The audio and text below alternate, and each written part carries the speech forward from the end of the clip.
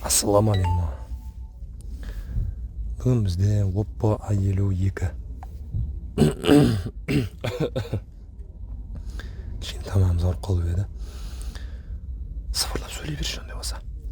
Oppo A52 телефонның бетіне реклама шығып кете береді екен. Рекламаны Google Play'ға кіреміз. Wi-Fi интернетке қосып қоямыз поискқа.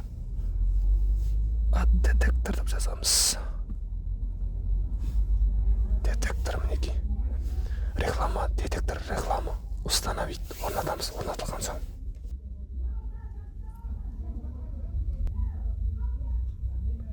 Установка болып жатыр. Установка открыт.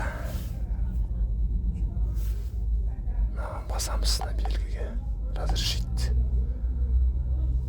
Детектор реклама. Қосамыз Oppo'да.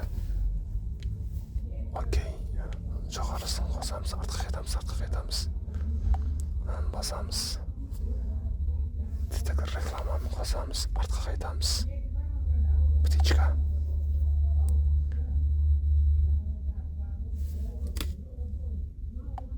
Енді рекламаны шығуын күтесіздер. Яғни реклама шығатын болса, мысалы үшін біз активке кіреміз де, ең соңғы ашылған приложениені ұстап алады. Мінекей қазір жаққа қояйық.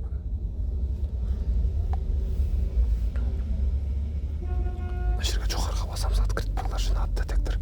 Мінекей. Бұл енді реклама шығаратын приложение емес, бірақ реклама шығара беретін сондай приложение ең соңғы рет ашылады. Ашылған кезде осы жерден ұстап алсаңыз болады. Мынаған басып, удалить етіп өшіріп тастаймыз. Енді ол бізге активті өшірудің қажеті жоқ. Біз бұдан шығып кетеміз. Соңғы ашылған приложениенің қатарында тұрады. Мына жерде не бар екен? Ештеңе жоқ екен. Осылай оңай жолы бұл. Егер де онда да табылмай жатса, шықпай жатса, интернетке кірген соң барып шығатын болса, соң күтесіздер. Егер оған дейін управление приложение кіріп, приложение по умолчанию, емес, список приложение. Неке настройкам ішінен приложениенің ішінен істеп көреміз.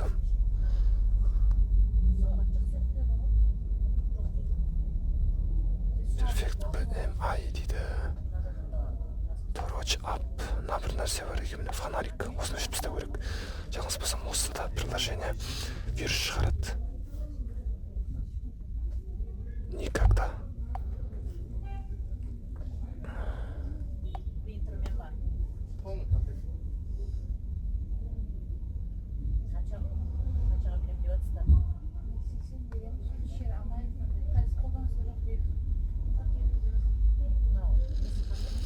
Енді осылай тоғып алып өшіріп тастасаңыздар болады.